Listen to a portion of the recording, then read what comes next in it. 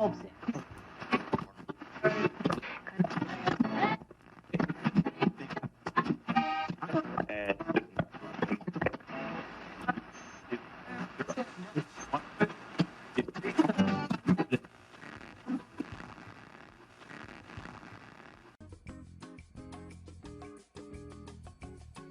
listening to the sound of Central Delaware, AM 530 WDDT radio.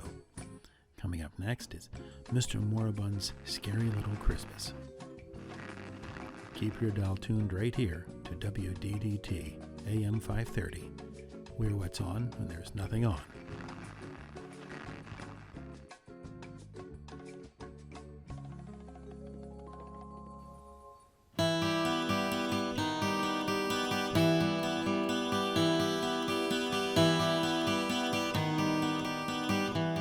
Well, hello, my imps and cherubs. It is I, Mr. Moribund, with the third and final episode of the third season of Scary Little Christmas. I promised you something special for this episode, and that's what I have for you today. This is a story that was written for me by a friend of mine, a friend I've known for a very long time. Her name is Devin Claire McLaughlin. She's written a story that I'm very excited to share with you. It was about 15 years ago or so when I first learned of the legend of Krampus, the Christmas demon, who follows Santa around and carries off all of the naughty children. Of course, I was very, very excited about this revelation. And then through some further research, I learned that there are Christmas monsters in lots of other Christmas traditions, in lots of other Christmas folklore. And of course, that made my black heart very, very happy. This particular story features practically all of them, which makes my black heart even happier. This is a story called Merry Monstermas, and I hope you will enjoy it as much as I enjoy bringing it to you. You can find out more about the other books that she creates, the other stories that she writes, by searching for her name on Amazon and also on Facebook. I think if you're searching on Amazon, you should look for D.C. McLaughlin, and that will bring up her author page. So without further ado, please enjoy Merry Monstermas.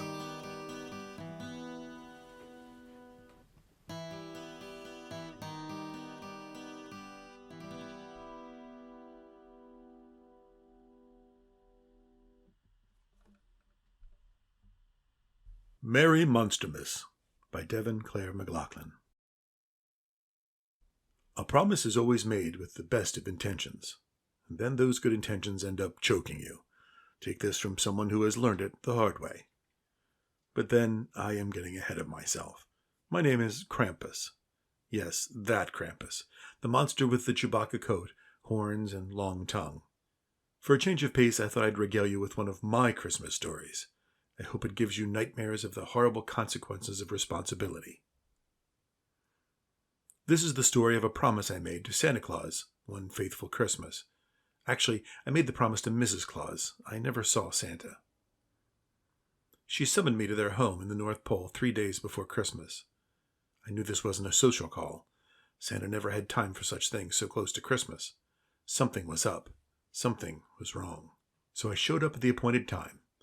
Made my way past all the busy elves. I knew something was amiss the way they all stopped their work at my appearance and began to whisper among themselves. Now, Santa's elves and I have a strained relationship. Any elf that doesn't mesh up to the North Pole's high standards gets sent to me and becomes one of my dark elves. But I sensed this was different. I was ushered into the living room of Mrs. Claus. It was decorated in candy cane colors and smelled of peppermint and fresh-baked cookies. On such occasions, I would normally be offered hot chocolate and homemade sweets. No such luck this time. So this was quite serious. I wondered if I had done something wrong. Mrs. Claus entered immediately and shooed everyone out of the room. She looked older than normal and seemed unusually tired, but it wasn't the tired of Christmas being 3 days away and too much to do. It was a grim exhaustion. Her eyes were puffy, as if she'd been crying. "Thank you for coming so quickly," she began. "Of course," I responded. "What's all this about? There seems to be a cloud of despair upon this happy place." "Oh, my dear Krampus, there is," Mrs. Claus told me, wringing her hands in worry. "Santa is terribly ill." There was a small pause. How sick? I said. He'll be able to make his rounds Christmas Eve, right? She didn't answer. She just gave me a look of desperate worry. I'm sorry, but that will be quite impossible this year, she told me. The enormity of the situation suddenly hit me. Then, I said slowly, who's going to deliver all those gifts? Well, I was hoping you might, she said slowly. This hit me like a brick thrown from a bratty child. Why can't you do it? I asked before I remembered not to. She sighed and wrung her hands more. What Santa has is rather contagious, and I've been exposed. I don't want to expose the children to what he's got and spread it even more. She looked at me with desperation. But you, Krampus, you're not human. You're immune. And you're the first person I thought of. Of all the Christmas monsters, you're the most responsible. Couldn't you please cover his rounds? It would mean so much to us. I stuck my long tongue back between my sharp teeth. I bit my lip and frowned. You know I love Santa like a brother. All the Christmas monsters do. No one wants anything bad to happen to Santa, but... I wavered. The reindeer had the way memorized, even all the new stops. Please? Mrs. Claus pleaded with tears in her eyes. If you say no, we'll have to cancel Christmas. She had to say it like that. I thought of a year without a Christmas, and the thought was just too horrible for even a monster to stand. Very well, I said. Because it's you, because Santa needs help, because the good kids deserve to have a Christmas, I'll do it, I promise. I had no idea the steaming pile of trouble I had just stepped in. Remember how sometimes you get this great idea and then forget to plan it out? Yeah, that was pretty much me. Now, there are two things you must remember about the monster world. One, no monster, no matter how horrible, despicable, or frightening they are, wants anything bad to happen to Santa. Even the most hateful monster loves the old elf. Two, nothing bad is allowed to happen on Christmas Day. It's the one day of the year the world reserves for peace and harmony. Now that you understand these two rules, I can continue with my tale. Mrs. Claus immediately began by offering me Santa's magic sleigh. I probably should have accepted, but I didn't. You see, I had made his sleigh so many years ago, and then I had made my own better sleigh, more suited to my demonic needs.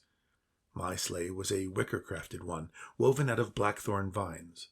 It looked small, but it had enough space for me to fit all the oceans on earth inside, and still seemed barely loaded.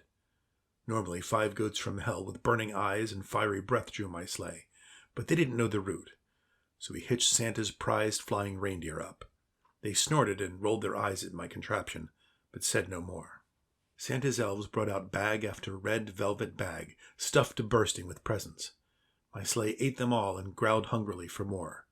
The elves exchanged doubtful looks. I ignored them because Mrs. Claus was giving me my driving orders and a few useful magic gifts. First, she gave me a bright golden pocket watch on a flashing chain. This is how Santa has time to deliver all the gifts, she explained to me. You hit the button on the watch and it stops time. It will stay stopped until all the presents have been delivered, however long that takes. She had to stand on her tippy toes to stretch the chain around my horns. I examined the pretty golden thing in my large black clawed hands. I always wondered how he did that all in one night, I mused. How long does it really take him? Mrs. Claus smiled. Around a month, but with you it might take 3. It really is the longest night of the year. Next she handed me a scroll.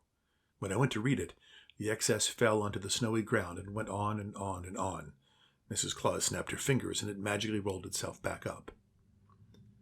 This is the list of all the children you have to deliver to, along with their addresses wherever they might be in the world. Shout their name into the bag, and their present will rise to the top. When you've made your stop, the name will disappear from the list. Don't lose this. I tucked it into my belt that held all the big iron bells around my waist.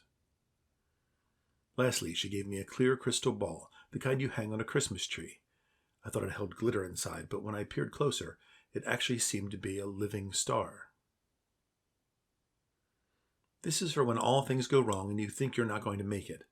This will help you. You can use it only 3 times, she instructed. What is the star inside? I asked. She gave me a very knowing smile. Hope, she told me. I looked at the house and back to her. You should keep this then, I said, and tried to hand it back. Santa needs it more. She sighed, smiled, and stepped away from my offered hand. If you do this for us, you will have given us our hope back. Take it. I nodded and hung the crystal star on my right goat horn. "I will make sure the children get their Christmas this year. You can count on me, Mrs. Claus. I promise," I told her. See there? I made a promise. Biggest mistake of my life. The sleigh was loaded and ready to go sooner than I planned. I was determined to make a go of this, even though a part of me was convinced that a spectacular crash and burn was imminent. I knew I would need helpers. I cast a demonic eye around the gathered elves, dressed in their gay Christmas colors of red and green. They seemed to suspect my question and vanished rather quickly into the falling snow. I shrugged. I wasn't too bothered by this.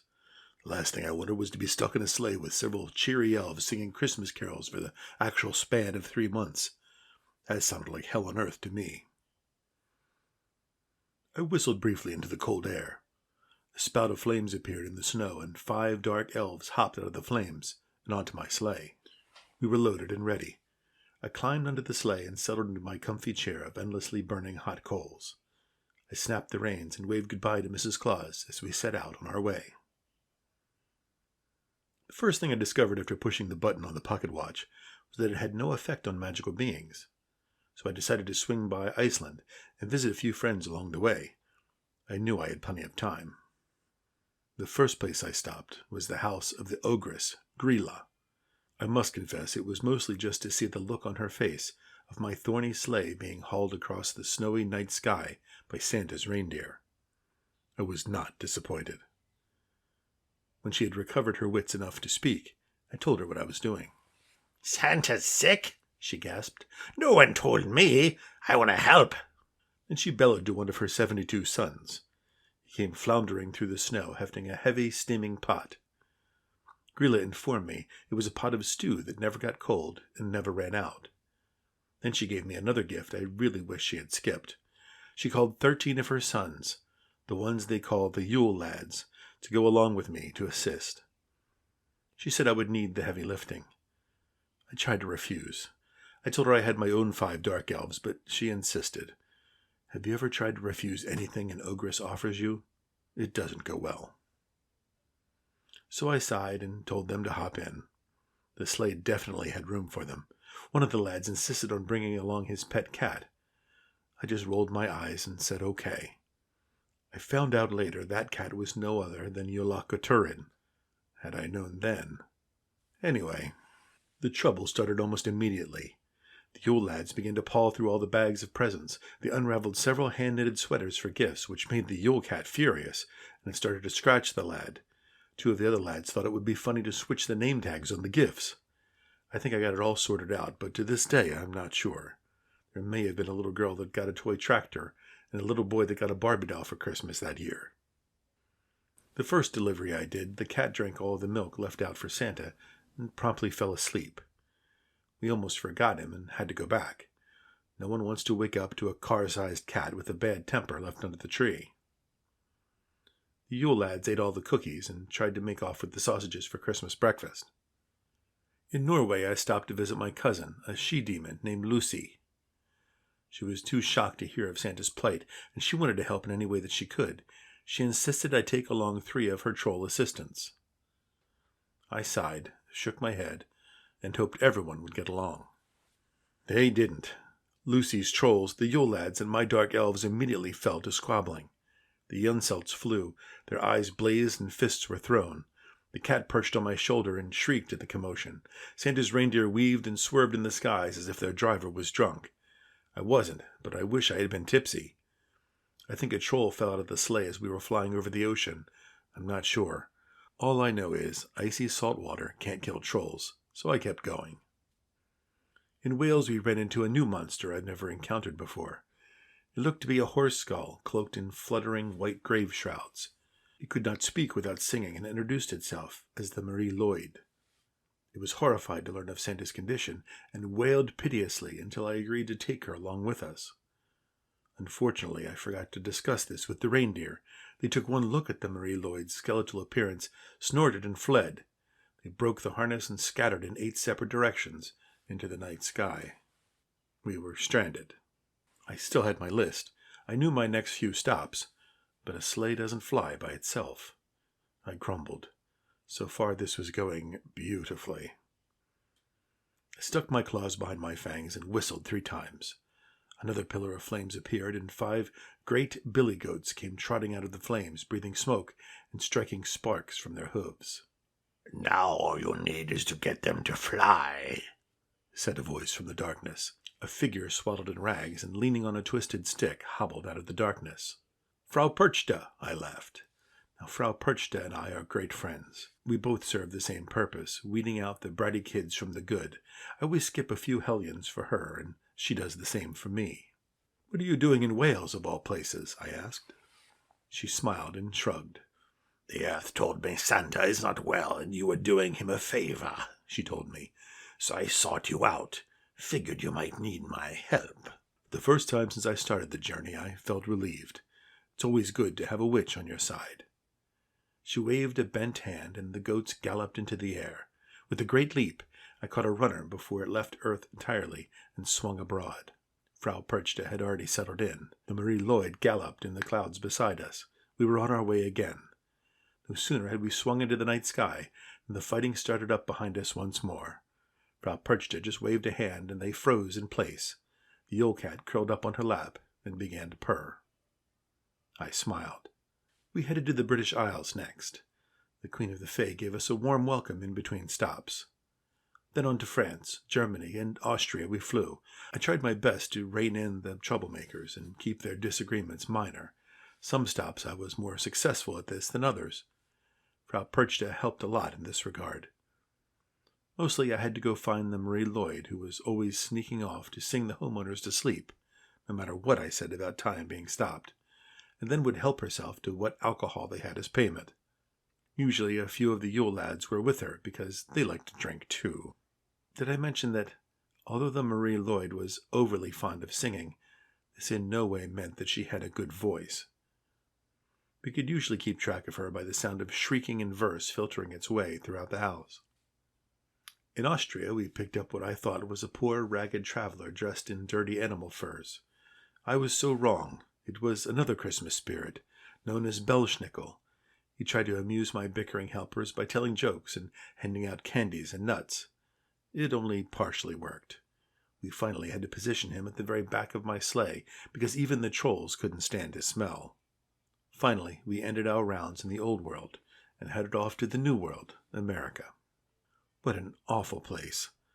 Lots of milk and cookies for the cat and my helpers to devour, but most of the cookies left out had been machine-made. Some children had left out almond and soy milk. We found out the hard way that such a drink would make Loch Return hyperactive and savage to anyone who approached. Frau Perchta had to put a sleep spell on the cat to keep us safe from his claws and teeth. So please remember from now on, Santa wants dairy milk and homemade cookies. We were making progress. I felt sure that Santa would have had the job done by now, but then Santa probably had competent helpers. I was doing my best with what I had, and none of it was easy. It wasn't until we visited a particular house that the favor I had promised Santa became suddenly much more grim. I was arranging the presents for this household around the brightly lit tree when one of my dark elves ran up to me and tugged my arm. Boss, come quick," he panted. "Upstairs there's a little boy in a plastic bag." I had no idea what he meant until I followed him up the stairs and into a child's bedroom. No, technically the boy wasn't actually in a plastic bag, but when I stepped through the doorway I saw the room had a plastic box fashioned around the child's bed. I heard a mechanical beeping coming from inside the plastic room inside a room. I unzipped the doorway and stepped through. A little boy no more than 7 years old lay on the bed. He was pale and sickly looking. His face was covered in a plastic mask, and an air tube ran from his nose to a machine with bright lights. On the other side of the bed stood a spirit unaffected by the watch's time magic, a figure all magical beings know too well. He was cloaked in black robes and held an upright sickle in one hand. He nodded to me. "Krampus," he said in greeting. I nodded back. "Death," I replied. I could feel all my troublesome passengers crowding in behind me to see what was going on. "What are you doing here?" I asked him. I sensed amusement from the dark figure. "My job," Death replied. "The boy dies at dawn." I heard shocked gasps and whispering behind me. One of my dark elves tugged at my arm insistently. I withdrew from the room and stepped out into the hallway where all my monster friends were gathered. They all began to talk at once, and they were all pretty much saying the same thing. Death can't take the boy at dawn. It's Christmas. The rules, the rules. He can't just break them like that. No one dies at Christmas. I held up my great claws and begged for silence. The rules do not apply to Death, I explained. He was here before the rules were made. Everyone began to talk at once again. No, that's not fair. We can't let him. But isn't there anything you can do? Frau Perchta quieted them and rescued me. I think now is the time to use the special gift Mrs. Claus gave you, she said, giving me a knowing look. As if I still didn't get it, she tapped the Christmas tree ornament, swinging from my horn. Give it to me, and I will go in and negotiate with him, she told me. She didn't have to tell me twice. I unhooked the crystal ball and handed it to her. She smiled and nodded and disappeared back into the boys' room. The feeling from the monsters in the hall had changed. No longer were they fighting about every little thing. No one wanted to see the boy die on Christmas morn. They didn't want to see him die at all. Frau Perchta was gone for quite some time. Then the door opened, and she returned. She looked slightly winded. She handed the Christmas ball back to me. One piece of hope has been spent, she told me. You can use this 2 more times, and then no more. The magic will be used up. The boy will live? A troll piped up. Frau nodded. Until after the new year, at least. I couldn't get him to agree to any more, but he will get to celebrate this Christmas. She sighed and wiped her brow wearily. I took her arm and helped her back to my sleigh. My helpers piled in behind me. Everyone was quiet. No one bickered or fought. No one said anything. I snapped the reins. My hellgoats bleated, and we swung into the night sky and headed to our next destination in silence. We flew through the frosty night, and no one noticed the cold. Everyone was quiet, too quiet. I knew since I was the appointed leader of this ragtag bunch, I would have to say something. We've got to stop this, I finally said. I didn't look, but I could feel all eyes shift to look at me.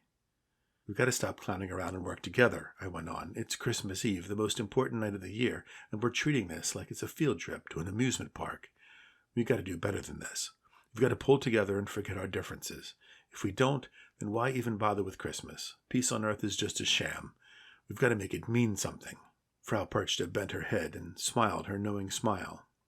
One by one, all my passengers began to nod and agree with me. There were more than a couple muttered apologies. We got to get it together, I added, and cast a fiery eye behind me. They all nodded. Fine, then let's go and make this a Merry Christmas, I said.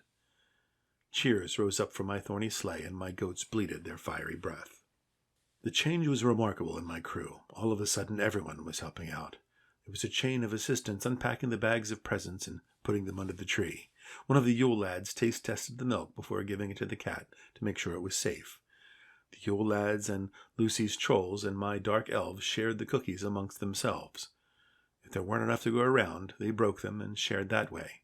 Belschnickel left bowls full of fruit and nuts in the kitchen counter of every house, more if the people didn't have that much. He even left each dog a bone and each sleeping cat a catnip toy. The stops were getting easier now. All I had to do was drive and supervise.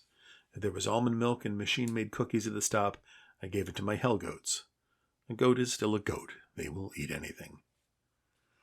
Just as we were hitting our stride, we came up against another stumbling block, and this time it was a big one. We stopped at our first hospital to leave gifts for all the sick kids. We strode inside, me in the lead, with a big red sack over my shoulder, singing Merry Christmas to the paused-in-time place, and I froze. Death stood in front of me. I couldn't see his face, but I could tell he was smiling. A quick glance behind him, and I could see an entire ward cobwebbed in plastic boxes around beds. Dark, shadowy copies of Death were the only things moving in the ward, and they were buzzing like bees in a field of flowers. You deliver to all the children of the world, and you're just now getting to the hospitals, Death mocked me. Santa would have taken care of the homes and the hospitals. You really are a rookie at this. What are you doing here? I growled. The Death copies behind him barely slowed their pace. It's a hospital, Death explained. People die at hospitals. They die every day of the year and at every hospital on Earth. I am very busy, especially this year. They're dropping like flies every second. Again I felt the tug of my arm from my dark elves. He can't, I heard a horrified whisper at my elbow. Death laughed. Sure, I spared the boy, he told me. No skin off my bones skipping the life of one poor sick kid when I've got an entire ward of willing replacements. Thousands of them, in fact, in every hospital across the land. Lots of people are going to die for Christmas. Quite a present for me, don't you think? Before I could say or do anything, Frau Perchta stepped forward. She wore an expression as dark as a storm cloud. She snagged the ornament off my horn and with a growl advanced on Death. She paused a moment. She looked back at me. I could only see one of her eyes. The other was obscured by her ragged cowl and messy gray hair. She smiled at me, a slow, sad smile. And then she snapped her fingers. When I awoke, it was dawn. Someone must have hit the button on the pocket watch. I stirred and sat up. I was in my sleigh, and the goats were in their traces, yawning. We were parked in the dirty alleyway of some busy city. There was trash everywhere. I wondered where everybody was. Then my first dark elf showed up. "Morning, boss," he told me cheerily. "Merry Christmas." He put a bowl of soup in my hands from Gryla's pot. I sat up straighter and looked about. My dark elves, the Yule lads, and the trolls were trying to pass themselves off as humans. They were dressed in human clothes and had used a simple glamour spell to make them look human, although they made for some pretty ugly humans. They were passing bowls of hot soup to the homeless living in makeshift shelters. Others were giving them warm blankets that never went cold. Still others were handing out new socks and shoes. "What happened?" I muttered. "We weren't done yet. The other stops." My elf, first, just shrugged. "Belschnickel took the reins and we finished the last few stops for you. All the presents have been delivered. We're still here because, well, we wanted to do this," First explained to me. I was having trouble wrapping my head around his words. "But Death, Frau Perchta, what happened?" I stammered. The elf's face grew sad. "Well, you know how we monsters have an extended life." I nodded. "Well, Frau gave all her human years to Death if he would just go away and not take any souls for Christmas. She knew you wouldn't agree, so she put a sleep spell on you." "So no one will die on Christmas?" I muttered. My elf smiled. "Actually, not until after the New Year.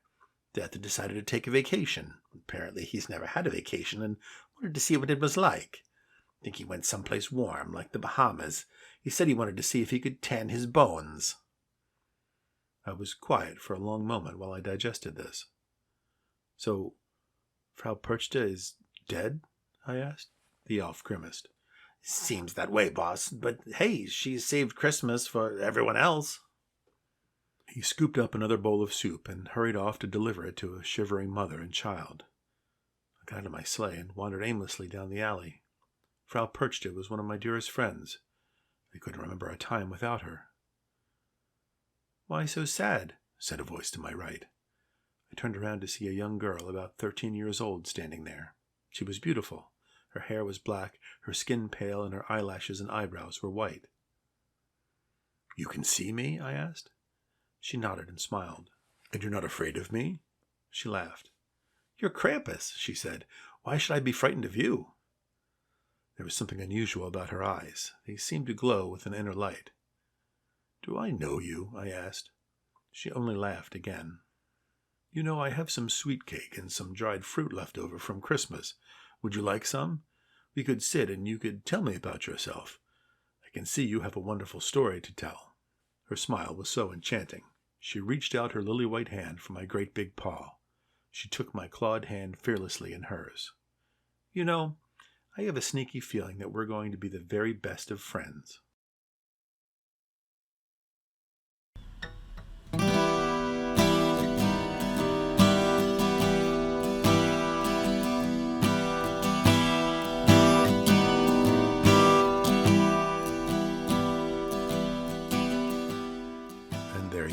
Merry Monstermas by Devin Claire McLaughlin. Remember, you can find out more about her If you search for D.C. McLaughlin on Facebook and on Amazon, where you can find her series of books there. She writes several vampire novels that I'm sure you'll enjoy. More a bunch from everyone at the Theater of Terror. As always, we wish you a wonderful holiday season, no matter what holidays you celebrate. We hope they are wonderful, full of light and joy, and even a little bit of spookiness, if that's what you prefer. Don't forget, you can always find out more about Mr. Moribund's Theater of Terror by searching for the Theater of Terror on Facebook, on Instagram, on TikTok, and on Twitter. That's where you can find updates of our upcoming live shows and also information about future podcast episodes. I will be doing one more episode after Christmas, but that's only for my Patreon supporters. It's going to be a special Patreon-only episode. And if you'd like to get in on that, all you have to do is sign up for as little as $1 an episode at patreon.com/awkwardlabs. Thank you all so much for listening, and remember, sleep well if you can.